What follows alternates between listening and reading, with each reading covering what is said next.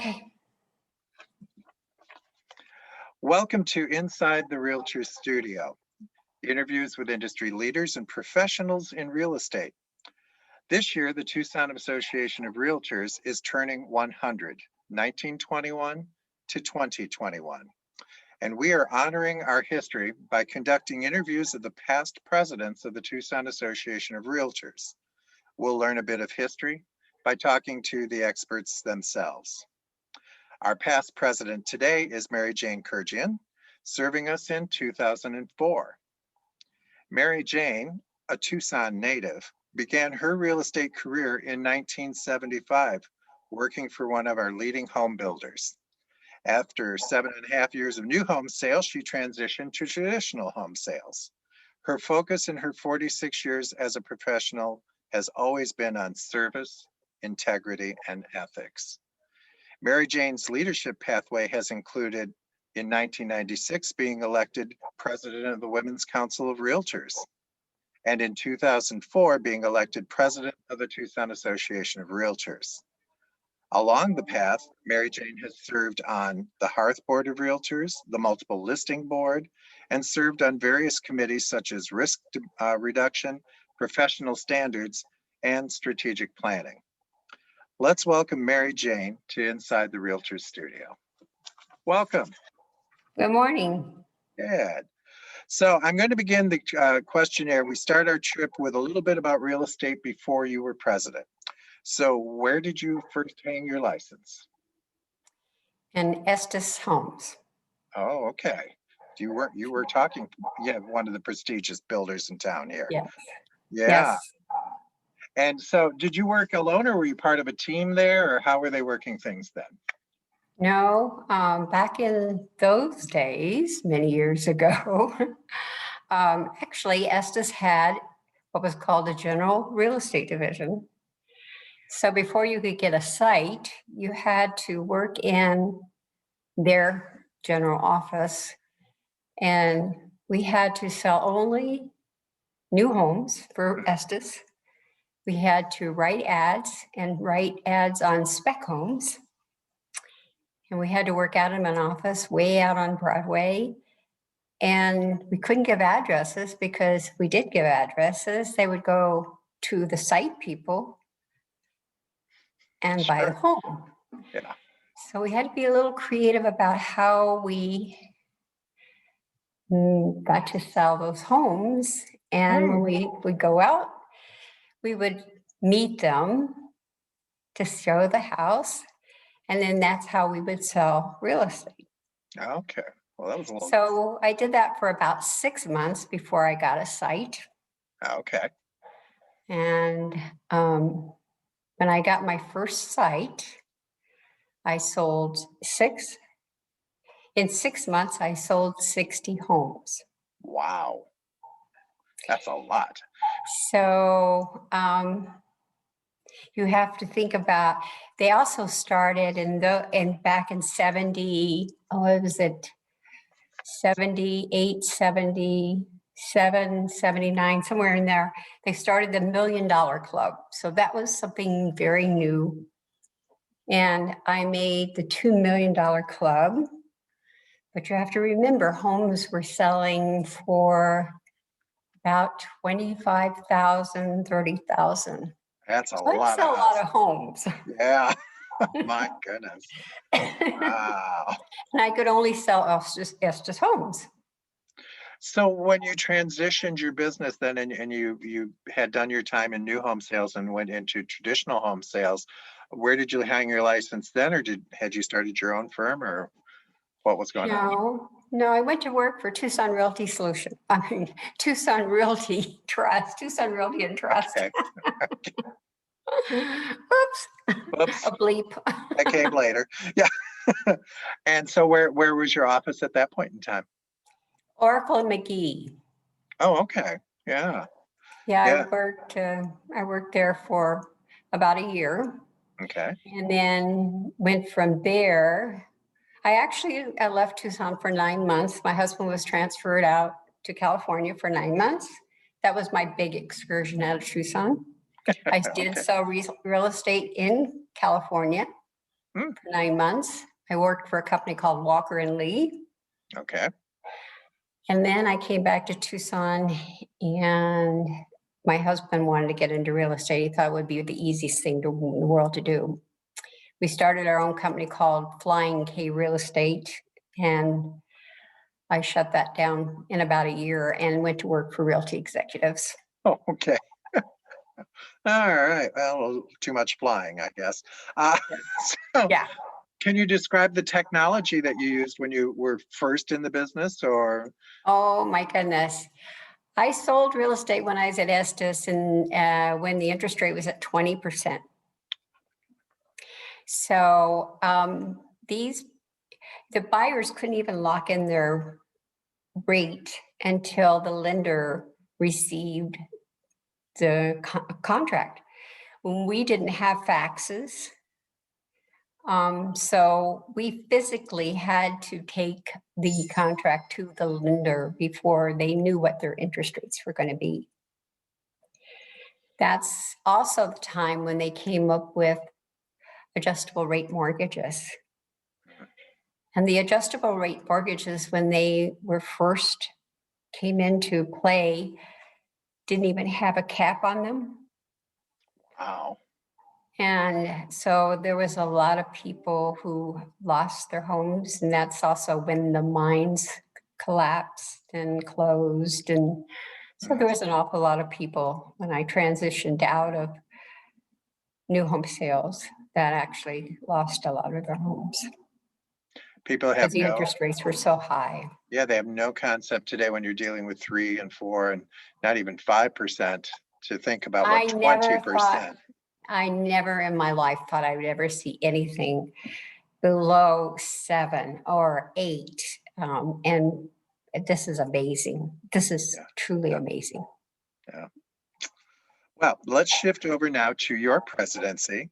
You were in office in 2004, and you, I believe, were in our current building. Was that where you were doing? No, were you in a previous building? Which one? The one on Swan. Okay. So it was building was a Santa Fe style building. We had been there for quite a while. Not really sure how many years we had been there, but it was you said kind of describe the building. So it was Santa Fe. We had parking in the front and the back, and it was divided in half. So if you walked in the building, there's double doors at the front and double doors at the back, and it was divided. So there was a long hallway, and the north side of the building housed basically TAR. So it housed the CEO and Sherry Meadows and the staff for TAR. And the south side of the building was housed MLS. So it housed our store, and it housed our accounting, and housed that. And on the north side also we had our conference room. So that's where we had our board meetings. And who was your CEO at that time? Gary Duran. Okay. Mm-hmm. Yeah.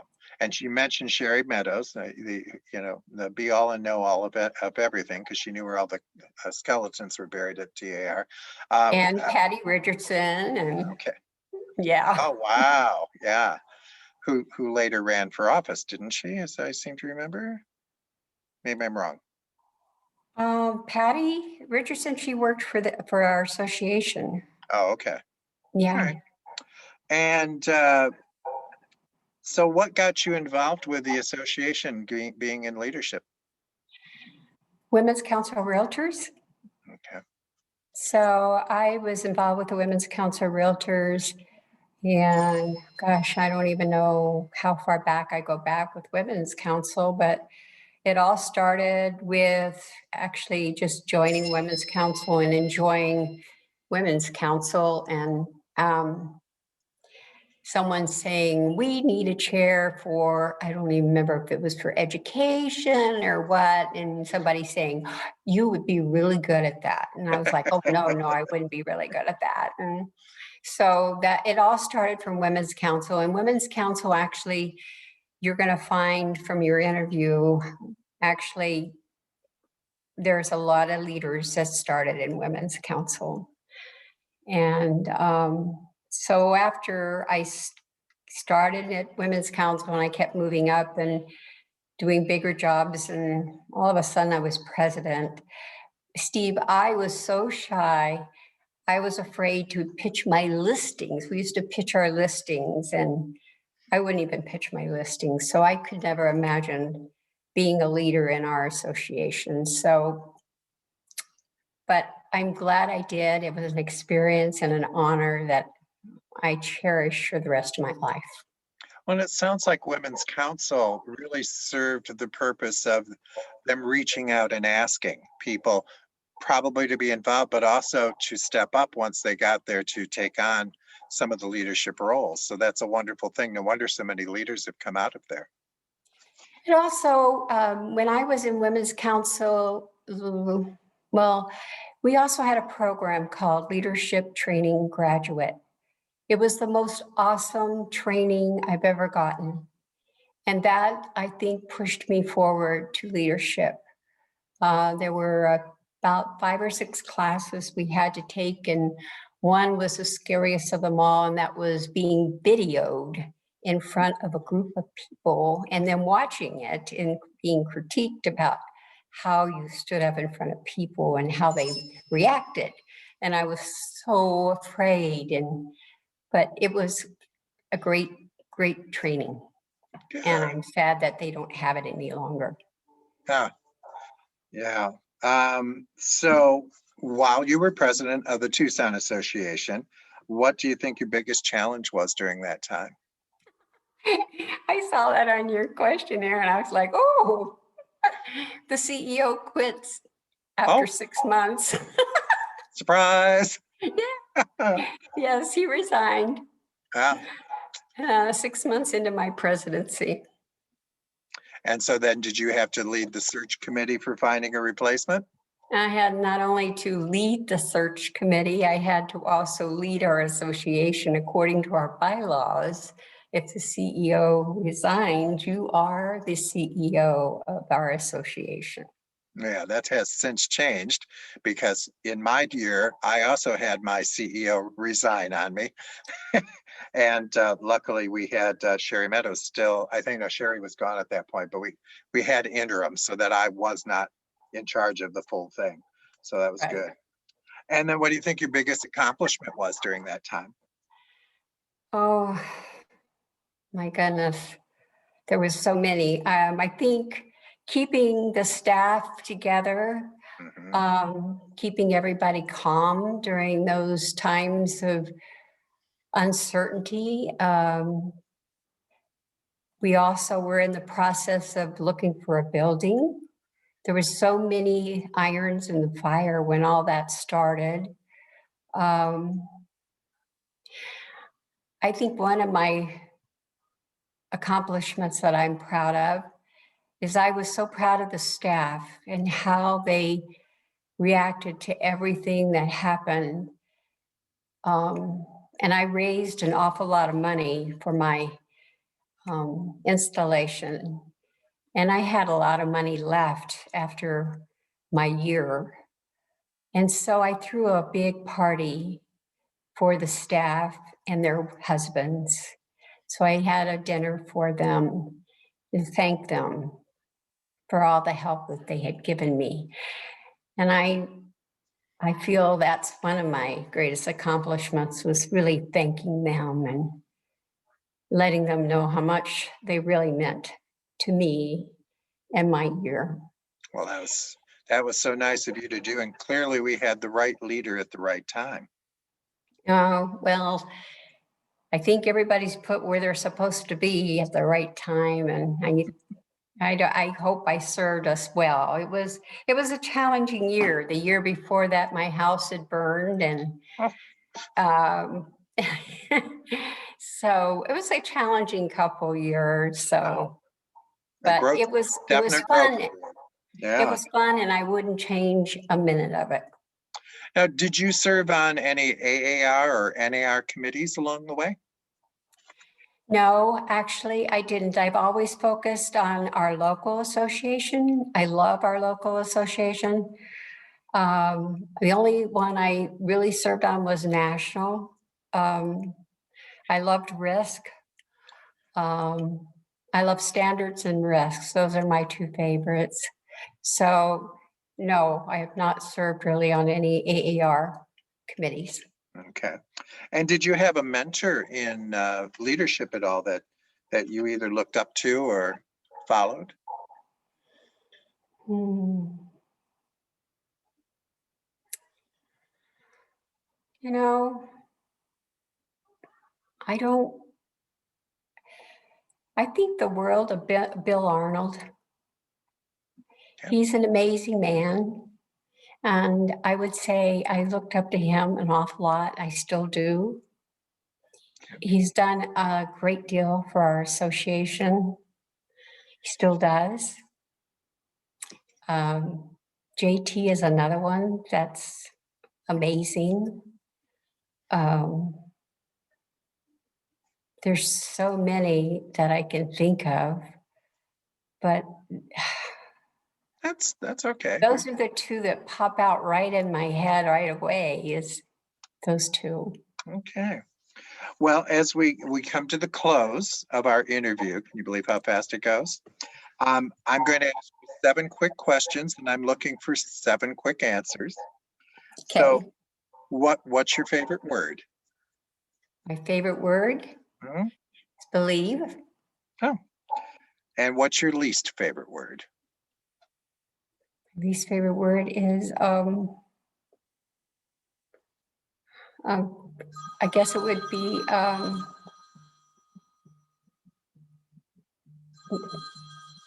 doubt. Okay. And Don't what doubt turn? yourself. That's fine. And what turns you on? What turns me on? My family. Okay. And what turns you off?